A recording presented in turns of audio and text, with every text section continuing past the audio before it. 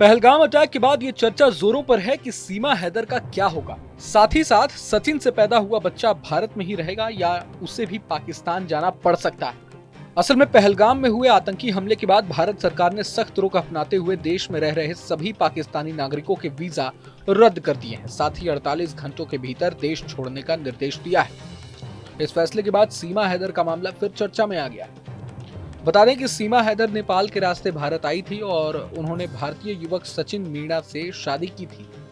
वो यूपी के रघुपुर गांव में अपने ससुराल में रह रही है और हाल ही में एक बच्ची को जन्म भी दिया है। अब सीमा हैदर के वकील एपी सिंह ने बयान जारी करते हुए बताया है कि सीमा का मामला अन्य पाकिस्तानी नागरिकों से अलग है। उनके सभी दस्तावेज गृह मंत्रालय और एटीएस के पास जमा है। साथ ही राष्ट्रपति के पास उनकी याचिका लंबित है। साथ ही उन्होंने बताया कि यूपी की अदालत से उन्हें जमानत मिली थी और वो सभी कानूनी शर्तों का पालन कर रही हैं। वकील ने यह भी दावा किया कि सीमा और उनके परिवार को पाकिस्तान समर्थित तत्वों से जान से मारने की धमकियां मिल रही हैं, जिसकी शिकायतें समय समय पर दर्ज कराई गई हैं। एपी सिंह ने यह भी बताया है कि सीमा भारत में शरण के आधार पर रह रही है और भारत सरकार और उत्तर प्रदेश सरकार पर उन्हें पूरा भरोसा है। अब बात करें सचिन से पैदा हुए बच्चे की, तो नियम के मुताबिक तो बच्चा जन्म से ही भारतीय नागरिक है, इसलिए उसे पाकिस्तान नहीं जाना पड़ेगा। वहीं इस घटना के बीच सीमा हैदर के पहले पति गुलाम हैदर ने वीडियो जारी किया है, जिसमें वो कह रहा है कि सीमा को वापस पाकिस्तान भेजा जाए। मैं पिछले 2 साल से अपने बच्चों के लिए तरस गया हूँ। भारत सरकार मेरे बच्चों को भी वापस पाकिस्तान भेजे। सीमा को अगर पाकिस्तान नहीं भेज सकते तो वहीं पर उसे सजा दो। उसकी मदद जो कर रहा है उसका मुंह बोला भाई एपी सिंह, उसे तो शर्म आनी चाहिए। असल में बीते दिन जम्मू कश्मीर के पहलगाम में हुए आतंकी हमले को लेकर पीएम आवास पर सुरक्षा मामलों की कैबिनेट समिति की बैठक हुई थी। पीएम मोदी की अध्यक्षता में हुई इस बैठक में गृह मंत्री अमित शाह, रक्षा मंत्री राजनाथ सिंह, विदेश मंत्री doctor S Jaishankar, NSA Ajit Doval और अन्य लोग शामिल हुए थे। विदेश सचिव विक्रम मिस्त्री ने बताया कि इस बैठक के बाद सिंधु जल समझौता तत्काल प्रभाव से रोक दिया गया है। अटारी चेक पोस्ट बंद कर दिया गया है। इसके अलावा 48 घंटे से मौजूद भारत में तमाम पाकिस्तानी नागरिकों को देश छोड़ने का अल्टीमेटम दे दिया गया है।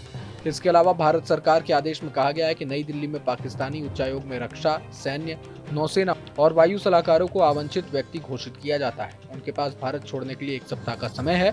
साथ ही भारत इस्लामाबाद स्थित भारतीय उच्चायोग से अपने रक्षा, नौसेना और वायु सलाहकारों को वापस बुलाएगा। संबंधित उच्चायोगों में ये पद निरस्त माने जाएंगे। जम्मू कश्मीर के पहलगाम में हुए आतंकी हमले के बाद भारत सरकार ने सख्त रुख अपनाते हुए देश में रह रहे सभी पाकिस्तानी नागरिकों के वीजा रद्द कर दिए। साथ ही 48 घंटे के भीतर देश छोड़ने का निर्देश दे दिया गया। इस फैसले के बाद सीमा हैदर का मामला फिर चर्चा में आ गया। बता दें कि सीमा हैदर नेपाल के रास्ते भारत आई थी और उन्होंने भारतीय युवक सचिन मीणा से शादी की थी।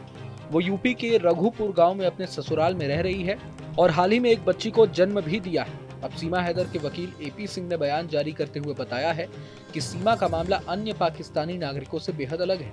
उनके सभी दस्तावेज गृह मंत्रालय और एटीएस के पास जमा है। साथ ही राष्ट्रपति के पास उनकी याचिका लंबित है। उन्होंने बताया कि उत्तर प्रदेश की अदालत से उन्हें जमानत मिली थी और वो सभी कानूनी शर्तों का पालन कर रही हैं। वकील ने यह भी दावा किया कि सीमा और उनके परिवार को पाकिस्तान समर्थित तत्वों से जान से मारने की धमकियां मिल रही हैं, जिसकी शिकायतें समय समय पर दर्ज कराई गई हैं।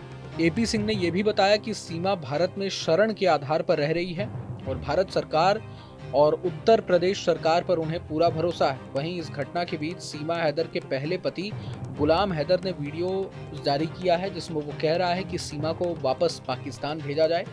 वो कह रहा है कि मैं पिछले 2 साल से अपने बच्चों के लिए तरस गया हूं। भारत सरकार मेरे बच्चों को भी वापस पाकिस्तान भेजे। सीमा को अगर पाकिस्तान नहीं भेज सकते तो वहीं पर उसे सजा दो। उसकी मदद जो कर रहा है उसका मुंह बोला भाई एपी सिंह, उसे तो शर्म आनी चाहिए।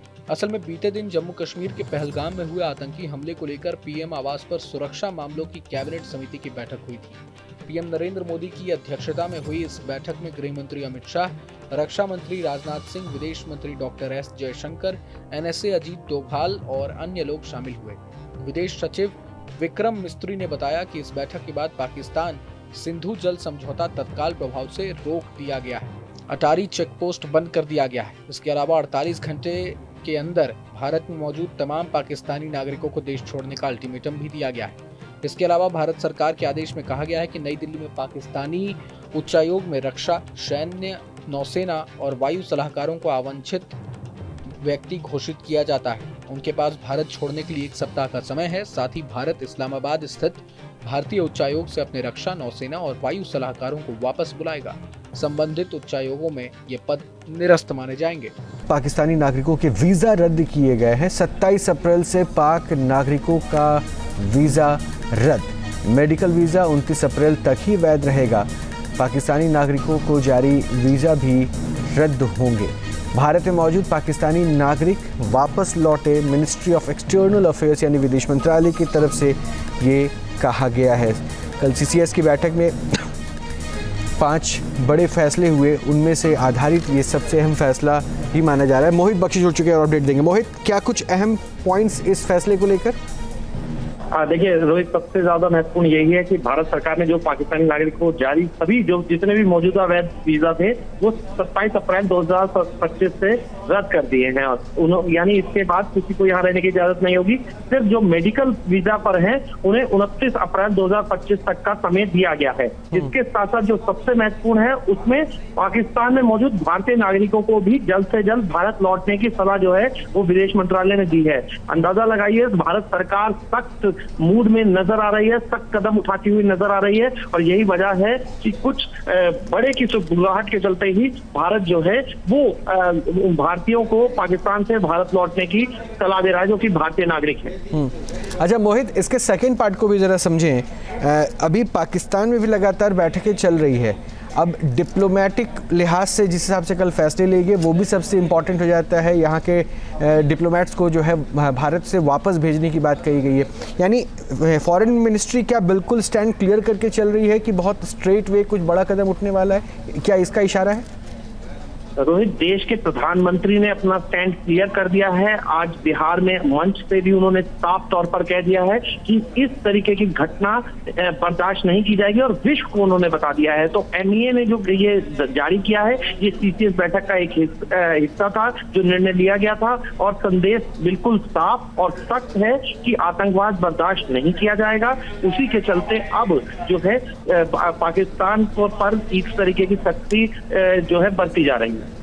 शुक्रिया मोहित इन तमाम जानकारी के लिए। बड़ी खबर के साथ शुरुआत कर रहे हैं। पाकिस्तानी नागरिकों के वीज़ा रद्द किए गए हैं। 27 अप्रैल से पाक नागरिकों का वीज़ा रद्द। मेडिकल वीज़ा 29 अप्रैल तक ही वैध रहेगा।